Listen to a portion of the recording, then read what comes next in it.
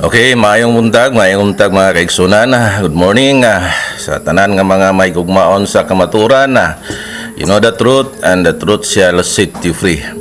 Og welcome sa tanan sa Luzon, Visayas and Mindanao. Shout out og ang Dios manalangin kanatong tanan ning takna karon sa kabuntagon. Og akong pasalamatan ang Ginoo sa iyang pagdugang og ubay-ubay pa nga mga katuigan sa akong kinabuhi.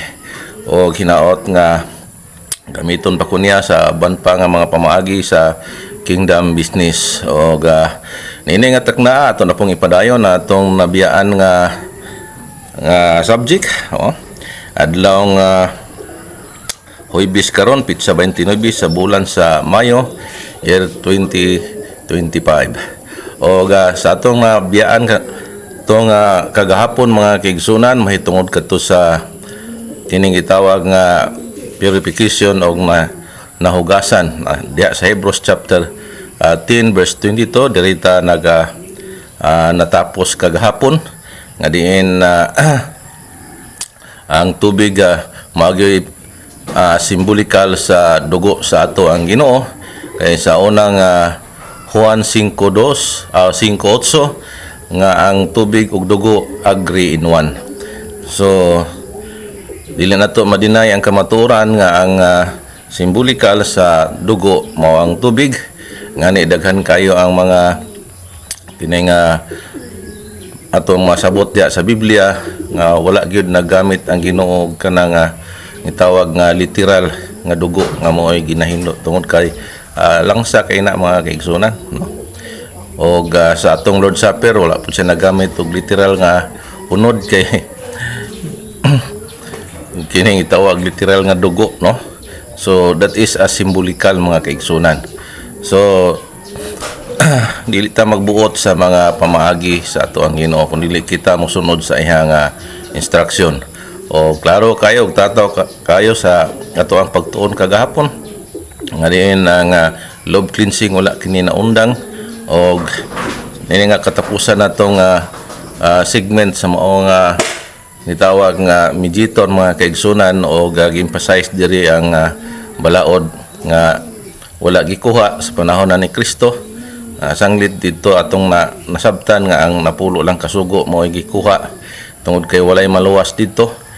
Kung masakpan ka nga manapaw batuon nimo nya ikaw naman po'y nakapatay so batuono na pud ka. So ang James 2:10 ingon nga kung matuman nimo ang siyam o masipyat kas ikanapulo mubalik kas uno.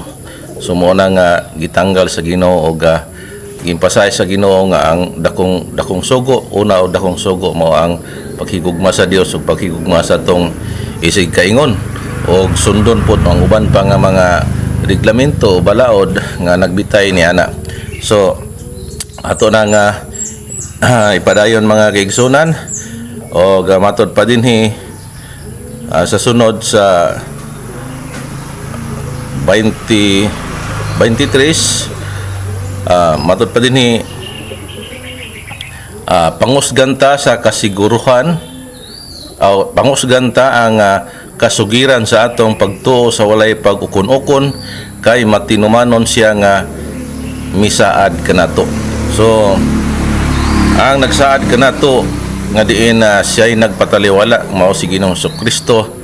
Siya ang mediator sa New Testament at faithful kayo ang ato ang Ginoo. So bisan dili ta faithful nagpabilin nga matinumanon o faithful ang atong Ginoo. Kung magminaot ka, faithful siya nga mulatos nimo. Kung kung magtinarong ka, faithful ang Ginoo nga mubalos sa atoa.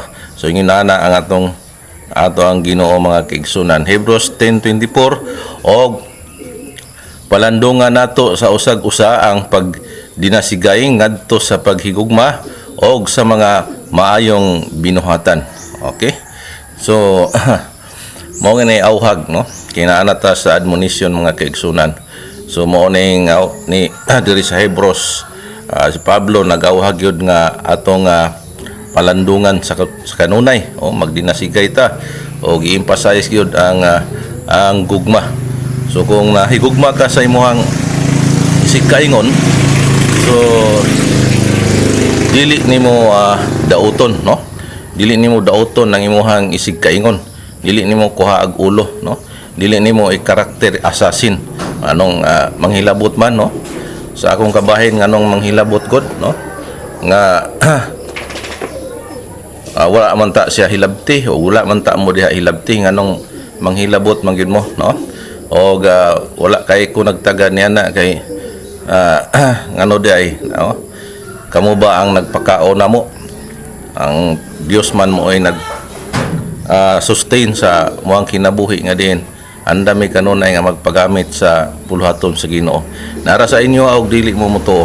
Pasensya mo mga kaigsunan nga disturbing kayo ang akong recording tungod kay wala pa ko kahimo og both para sa akong recording o hinaot nga dili mo madisturbo sa ning mga sakyanan nga galabay-labay. Sunod, Hebrews 10:25, sa dili pagbiya sa ato nga panagkatigom ingon nga ginabuhat sa pipila kundili sa tambag sa usa-usa og ilabi na gayod sa makita ninyo nga ang adlaw nagakahaduol na. So, grabe mga kaigsunan, no? Reminder ni sa mga kabinanter o nagbarog diha sa iglesia nga tinukod sa tuang Ginoo nga dili gyud paundangon sa pagsimba, no? Kay ang uban nangundang na. 26, kay kun kita sa tinuyo magpakasala tapos na to madawat ang kahibalo sa kamatuoran, wala nay nahabilin pa nga halad inihaw alang sa mga sala. Yes, mga kaigsunan. So muna nga kaisa ra gyud halad si Ginoong Jesucristo, no? Kaisa ra nagihimo ang pag tugyan siyang kaugalingon nga ingon nga bayad, no? Kay ang bayad sa sala mao man ang kamatayon muna nga si Kristo nga tao diha sa relasyon namatay gyud siya, no? Ang pasabot nga ang Dios mamatay, no?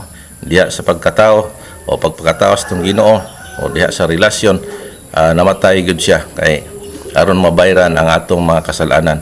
Unya og daghan pa ang wala nakasabot niini mga kaigsunan.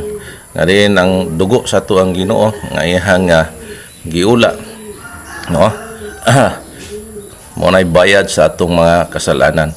Mo na nga kung unsa ang mga gi-instruct sa Ginoo, doktrina gikan pa sa Old Testament tungod kay ang mga gihimo sa mga unang mga katawhan diya sa Old Testament landong na, no? Kang Kristo, no? Ang mag-ihaw og hayop, pagpaula og dugo, so landong na siyado, nga diin na nagtumbo o nagpunting kang Kristo. Kasi diin nga si Kristo na ang mao gihalad, so kaisa na niya gihimo. Muna nga dili kita magpasya no? Dili ta mag spoiled. Claim ka nga kamo ang tinuod nga iglesia o nya dili man dai mo tuman, no? Sige tag-claim nga kita ang tinuod nga iglesia o nya daghan man dai mga doktrina nga atong gisagasaan. Klaro sa Biblia nga nahisulat, dili nimo dawaton. So Hebrews 10:27, kung dili ang usa na lamang ka makalalisa nga pagpaabot sa hukom og nagdilaab nga kapungot nga nagaot-ot sa mga kaaway. So lahay ang Ginoo karon kay tinakos na ang iyang kapungot, no? O iyan ang gitiman-an niya ang mga nag-reject og nagsalikway sa iyang kamatuoran og nahimo na ng kaaway niya, no? Versikulo 28, siya nga nagalapas sa kasuguan ni Moses, namatay sa walay kukaluoy, pinasikad sa panghimatuod sa duha o tulo ka mga saksi. Yes. So 29, daon sa baka labi pa ka mabugat gayod sa silot sa inyong pagunahuna nga isipon nga takos ngadto kaniya nga magayatak sa anak sa Dios og nagapakawalay bili sa dugo sa pakigsaad nga pinaagi niini gibalaan siya ingon nga usa ka butang nga dili balaan og nakapanamas-tamas ngadto sa espiritu sa grasya. So mo ni din dyan mga kaigsunan, uyaw kayo ang ato ang kahimtang karon tungod kay kung mubiya ka sa tinuod nga iglesia, no? Dili nimo tumanon ang mga sugo, no? unas tanan akong sugo ang pagigugma. O, dili nimo pasakitan na imong isig kaingon, no? Dili nimo pamintahaan ang imong isig kaingon tungod kay nahigugma ka kang Kristo.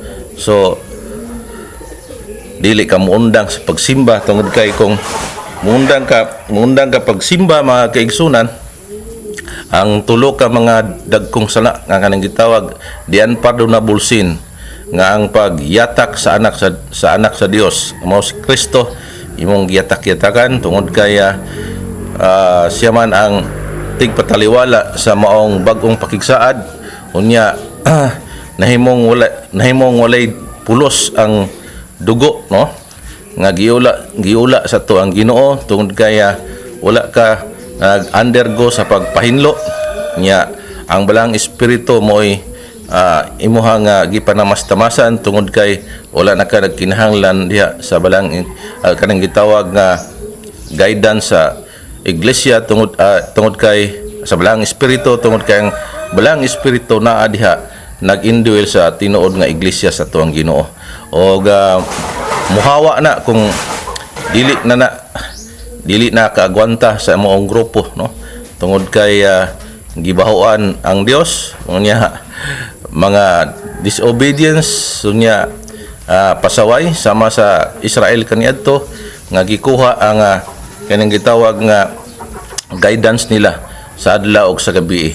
At makita dito nga gimino sila, no, sa 40 years sige na sila tuyok-tuyok sa kamingawan tungod kay wala na sila'y guidance. Kaya ang pillar of fire maumta to ang maggiya sa gabi o ang maggiya nila sa adlaw mao to ang gitawag nga pillar of clouds gikuha na sa Ginoo. Disimtro sa mga katawhan sa Ginoo karon nga nagbarog diha sa tinuod nga iglesia nga diha sa bag-ong pakigsaad nga kung ang iglesia magdinanghag o taspukan o hugawan, kuhaon po na ang balaang espiritu nga diha nag-indwell ang atong Ginoo unya sa diin nga makuha na mamislead na og magtuyok-tuyok sobra pa sa gimino, unya kandidato na sa puspos o kanang gitawag nga kapungot sa ato ang Ginoo. Tungod kay kung makalilisang man ang panahon ni Moses, mas grabe gid kayo sa atong panahon karon tungod kay kumplito na ang ato ang mga impormasyon, no, o dili pagyud masabtan, no, dili pagyud i-apply, dili pagyud dawaton, no. Matud pa sa tuang Ginoo kung si Pablo kung magwali daw laing Kristo, dawaton, pero kinang doktrina klaro na kay sa Biblia, daghan pang mga pag-ukon-ukon muna mga kaigsunan nga lantaw na to mga kaigsunan unsa ang mga pagtulunan nga diin gibilin sa ato ang Ginoo diha sa iglesia, no. O klaro man kay mga kaigsunan, no, nga wala ang ilaing ni salo nini mao man gyud ang New Testament Church nga gitukod sa tuang Ginoo nga nagkumpusar sa nagkalaing-laing rasa sa tao, wala na Kristyano, wala na Hudiyo, no. So asorted ang iglesia sa tuang Ginoo o kita nga mga hintil, dili ta mag pasigarbo, dili ta mag spoil tungod kaya gigraft lang ta, gisumpay lang ta. Kita ang sanga nga mga ihalas o igo rata gisumpay, no. Hebrews 10:30 kay kita nakaila kaniya nga nag-ingon, ako ang panimalos, ako man ang magabalos, nagaingon ang Ginoo ug usab ang Ginoo magahukom sa ihang katawhan. So mo na mga kigsunan nga dili na ko ibali nga daghan kayong gibato nga mga accusation sa mua o murag kanang naglakaw na may nga walay ulo, no, o karakter assassin ang dating sa amo ang kinabuhi tungod kay ang panimalo sa Dios, no, naingon ang Ginoo, vengeance is mine. So magtigi lang niya ta sa pagbalik sa Ginoo o kinsay nainsakto sa tuwa o kinsay maander sa kapungot sa Dios tungod kay ang dili makasulod ug dili ma-qualified diha sa cabinet percentage kay naamay percentage nga gibasihan sa Ginoo, from 30, 60 to 100, o dili ka makasulo diha, so under gyud ka sa kapungot sa Ginoo. Unya asa nagi-address sa iyahang katawhan. No, klaro kayo, ug usab ang Ginoo magahukom sa iyahang katawhan. Muna nga pagbalik sa tong Ginoo, naagi mularay diha sa wala, ug naapoy mularay diha sa tuo. Simple lang kayo, bahinaw niya ang kadtong karnero o kanding. Kining karnero god obedience na bisan sa ba sa kamatayon, wa na tingog, no? O kung i-search ninyo ang batasan sa karnero, hilig na siya og panghinlo, no? Magpahinlo gina siya, dili na siya talawan og tubig. Kanding lang mo yung talawan og tubig, muna nga usog kay na mulikra mo, no?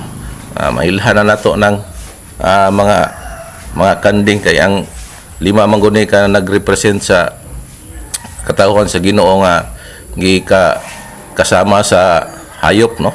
Na ay karnero, na ay kanding, na ay iro. Ang kining iro hadlok po nagtubig. Kining iro ba kanang nagbag-o na unta niya nibalik, no? Gibalik niya kaon niyang suka. Unya naapoy kanang lubo, no? Na ay lubo, na ay anay. So makategorya na nato mga kaigsunan ng mga tao nga gitawag diha sa gingharian, o katong mga tao nga gitawag ra po diha sa gawas sa gingharian, o katong mga tao nga dili luwas na kategorya sa mga hayop. So muna mga kaigsunan, padayon ta Hebrews 10:31, mao'y butang makalilisang ang pagkahulog nganha sa mga kamot sa Dios nga buhi. Makalilisang yun kung mahulog ka sa kapungot sa Ginoo, no? Kaya ang kamot sa Dios mamunal magina, mamuspos, apan hinumdumi ninyo ang niaging mga adlaw nga niana sa nalamdagan na kamo, giantos ninyo ang malisod nga pagpakigbisog sa mga kasakitan. So mo na mentalidad sa mga tinawag ng mga matinumanon, no? Kabalo gyud mo antos, tungod kay ang pag-antos mao gina ang keyword nga maghari sa atong Ginoo. Those who suffer with him shall reign with him.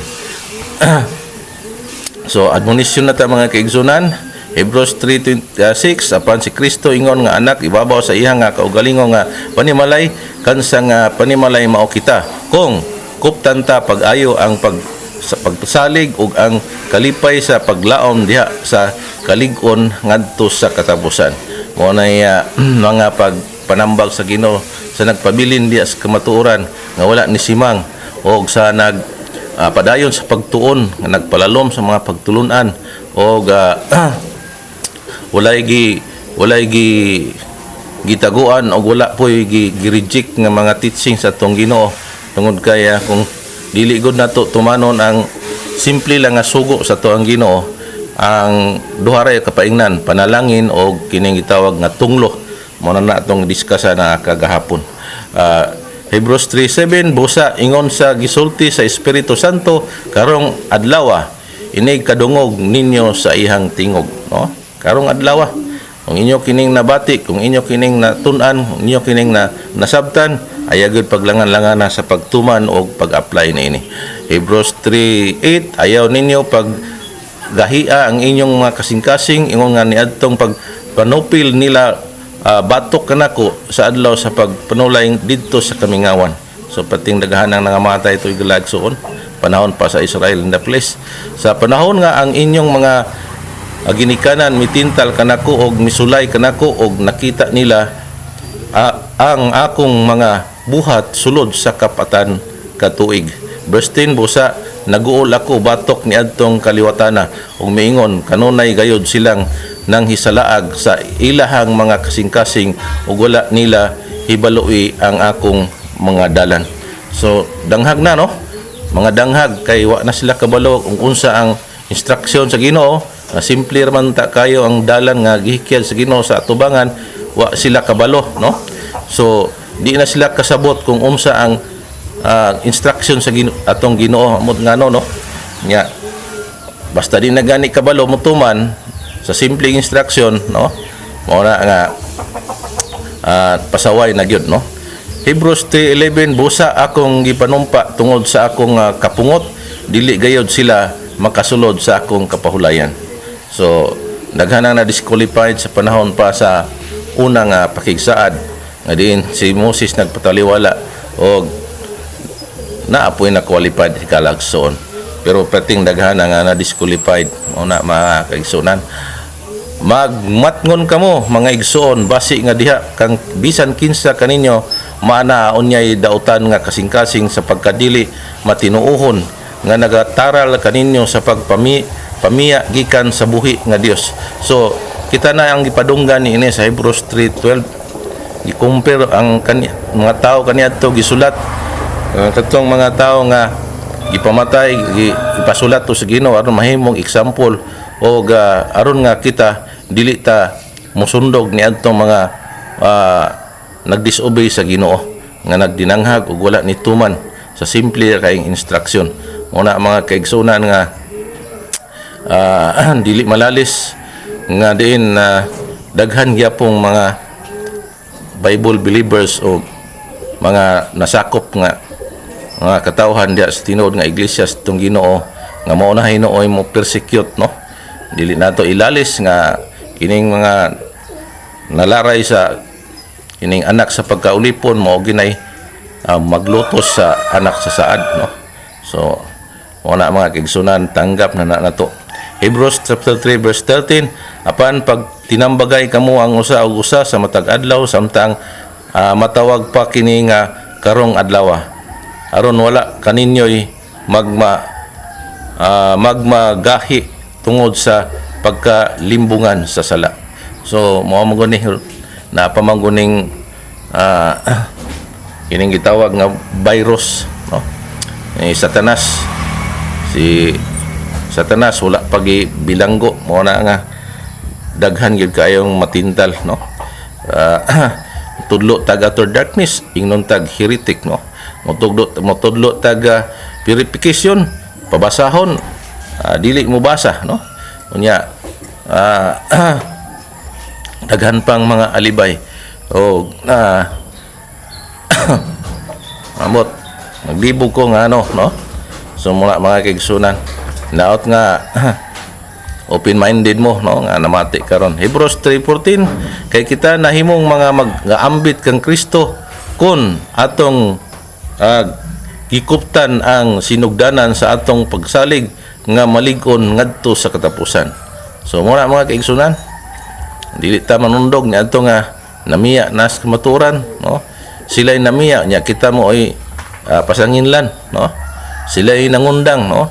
Sila'y nag-reject nya kita mo ay pasanginlan, no? So mao na nga manubag lang taon niya sa hukmanan ni Kristo Jesus, no? Sunod samtang giingon pa karong adlaw kung nadungog ninyo ang iyang tingog ayaw ninyo paggahia ang inyong mga kasing-kasing ingon ni adtong pangsupil nila batok kanakto. So grabing paghangyo gyud sa atong Ginoo sa Bagong Testamento karon. So saan naman naamagyoy mo supil, naamagyoy mag-reject, naamagyoy dili mo tuman, naamagyoy dili mo apply, naamagyoy mga gahigulo mo nga pagsugat o pagbalis sa atong Ginoo. So diha na magtigi. Atod pa sa Hebrews 3:16, kaya ang uban sa pagkadungog nila misupil sila bisan pa niana dili tanan nga migula gikan sa Egypt pinaagi kang Moses. 17, apan kung kinsa ba siya naguol sa kapatan ka mga tuig dili ba ngadtuman kanila nga na nagpakasala na kansang mga patay nga lawas napukan didto sa kamingawan. Mao na mga kaigsunan mo ni akong ikadlokan.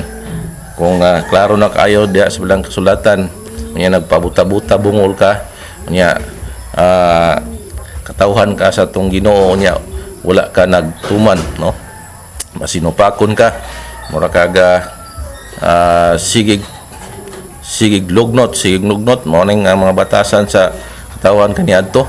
So di gyud magdugay galag son, di gyud magdugay. Ay naa sa Deuteronomy 28, tagaan kag balatian nga walay kaayuhan, no? Nga tunglog yun, no? Tunglo ang mahitabo. Siyempre wa naman kay pulos, dili naman ka sudlanan sa kadungganan, no? Sudlanan naman ka kaulawan, pasaway naman ka mo na nga Mao na ang judgment sa atong Ginoo. So hinaot nga dili na po ko ninyo awayon ni niya, tudlo man ni sa Ginoo, hangyo man ni sa Ginoo nato, no? So ang atong papel mao na lang gyud nga atong ipaubos ang atong mga garbo mutuman ta, no? Kung karniro mga nabay karniro nga gahi kayo tudluan, no? Ang karniro gani isi tulid o isi kayo dali ra siya tudluan, no? Yung mga kanding mga bagulbulan sukuhay mo musupil mulugnot, no? Hebrews 3:18 ug kang kinsa ba siya nanumpa nga dili gayod sila makasulod sa iyang kapulayan, dili ba ngadto man kanila nga wala mituo. Ayan. Kay kung dili ka matinuohon, ningon ang Second John, no? Chapter 1 verse 9 man siguro na nga wala kay anak, wala kay Dios. Kung naay usa ka mali nga doktrina nga imuhang gibatunan nga naa ka sa iglesia nga isa lang ka mali nga doktrina, wala na kay anak, wala kay nay amahan, mo nay problema. Kung naamang kay kumplito mga doktrina o nya wala gi-apply, no? Wala gi tuman kay wala na dili naman tinuohon, mo na yung warning mga kaigsunan. Sunod, busa nakita nato nga sila wala makasulod tungod sa pagkadili matinuohon. So gisulti na sa Ginoo ang na-disqualified ang kaning state of being nila. Kuha na sa Ginoo, gipasilip na sa tuwa. Di gyud kasulod sa kapahulayan. Ay kani magong pagsulod sa gingharian, wa magina pagtrabaho, no? Naa kay katungdanan dito. So dili hago, dili kapoy. Tungod kay maghari ka uban ni Kristo with the rod of iron. Samantala ang kanang naa sa gawas, magtanom, magdaro, magharvest nya. Mo na giingon nga muharbis ka nga wala ka nagtanom. Diha sakit kay sa buot pero saon man na naaman ka sa kaning gitawag nga ordinary nga kategorya, hindi ka kasulod sa gingharian. Wala nga undang na makaigsunan sa pagpangnaot, undang na sa pagkanang pagdinanghag, undang na sa kanang paglugnot-lugnot nga dili matinuohon o pilion lang ang pabor sa imuhang kinang gitawag sa imong kahimtang, no? Dili ka mo apply sa maong loob cleansing tungod kay hasol sa dayna, no? Kuan lang kanang inana lang kasayon nga mosulod sa gingharian, na inaabi ay dili madala og ginulso, no? Dili madalag suri nga mga kahugawan mo na mga kaigsunan. So tubig ang solusyon sa tong Ginoo. Nya mora na himuon mga taste of fellowship, mora na hinoon nga dili na makigtimbaya, no? Nya dauton kas likod, libakon kas likod. So grabe mga kaigsunan, no? O wala na ako nagimain kay kung imain ako na, no? Mga pastor nga di kaagwanta sa mga criticism o sa mga persecution, mamatay na nga lagom.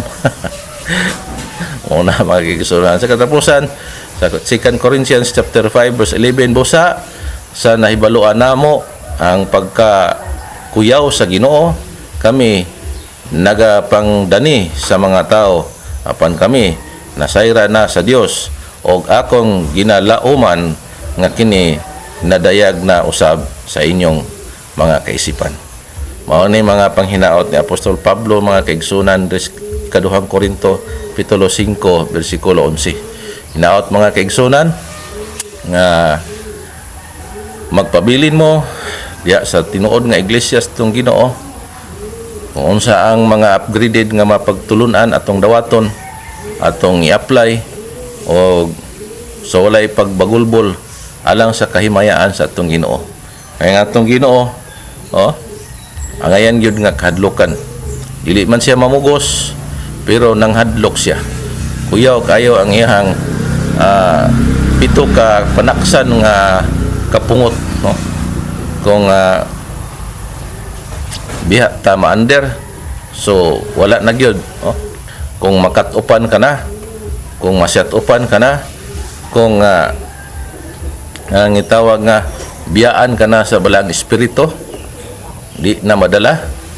So matod pa sa Biblia, maglakaw ka sa imuhang kaugalingong lagda, no? Kay gihimo na sa Ginoo sa iyang mga katawan sa Israel kaniadto. Ato nang mabasa diya sa Salmo 82 yata na, no? Nga akong katawan nga Israel tungod sa ilang kagahig katiga sa ilang liog, gipasagdan ko sila nga maglakaw sa ilang kaugalingong lagda. Ay consequence sa mga supakiro, no? Mga consequence na sa mga gahig ulo, mga supakiro o hilig pasaway. Muna nga pagbiyaan na gani ka, nya kaugalingon ng lagda imong gisunod, oh, piling-piling na lang na, nya. Piling-piling na lang na nga hinlo, piling-piling na lang na nga mo'y tinuod nga iglesia, oh, nya tingala lang ka nga layo na kaayo ang mga lifestyle sa maong iglesia. Basig na biyaan nagbalang espiritu, wala na diha ang balang espiritu kanunay nagagiya, kay ang balang espiritu man gyud na moy na ay kani gitawag intercessor sa ato panahon karon. Siya ang mag-comfort sa oras nga natay kagulanan, siya ang mag-lead kung mamislead ta. So dako kayo importansya ang balang espiritu diya sa iglesia unya. Wala na kay kanang intensyon, no? Nga maghikutar kung naapa ba ka sa tinuod nga iglesia o kini nga iglesia nga imong ipasakupan nabaw na doktrinado ba na, tuntunado ba na, libilado ba na, no? O ikaw ba pastor, ikaw ba leader, imo ba nang gi-check up na ang risgo sa leader, no? Muna sa 1 Timothy chapter 4 verse 16, muna akong kabalakan ng sa 1 Timothy chapter 4 verse 16 nga magmatngon ka, magpadayon ka sa imong pagpanudlo aron maluwas mo imong kaugalingon ug kadtong nagasunod kanimo. So muna ang gitambag sa atong Ginoo, muna nga pastor ka man, no? Imo pong gidaot imong isig ka pastor. Unya wala na imo gi-secure kung unsa nang gisakyan imong barko, no? Kondisyon pa ba na iglesia nga imo ang pasakupan, napabanay Kristo, napabanay balaang espiritu. Kay klaro man gyud dinhi, no? Kuwaon og biyaan aron nga maandir na sa kapungot sa Ginoo. So laot mga kaigsunan na mao kini maka-able sa inyong mga hunahuna kasing-kasing o magamusampot kini paghinulsol o pagpiko sa ato ang mga garbo. Kung di ta kabalo mo piko sa ato ang garbo, sala na sa word nga sin, no? Na diha ang ay sa tunga. Ang ay mo ay nakahagbong ni Lucifer. Na sala sin is I in. Pero kung kabalo ka mo piko sa moong garbo nga ako professional ko, ako doktor ko, ako ay kung tao, ako bright ko, di ka kabalo mo piko. So nagpabilin nga ang word sin, pero imuha ng pikoon ang ay, mahimo kang san, di ba? Unay gipangita sa Ginoo mga taong mas pahinupsanon, mga taong mapugnanon, mga taong mainantuson, mapinupsanon, ipataas gina sa Ginoo, no? Kung dili man ka ipataas karon, someday paharion ka sa tong Ginoo. God bless. Bye-bye. Maayong adlaw sa tanan.